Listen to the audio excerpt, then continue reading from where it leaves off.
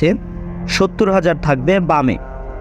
তার পরনে থাকবে 70 জোড়া কাপড়, প্রতি জোড়া কাপড়ের রং হবে আলাদা। 70 প্রকারের সুঘ্রাণ থাকবে তার শরীরে। মাথায় থাকবে মুকুট, সেই মুকুটে 70টি ইয়াকুত পাথর থাকবে। একটি পাথর যদি দুনিয়ায় রাখা হয় তবে গোটা দুনিয়া আলোকিত হয়ে যাবে।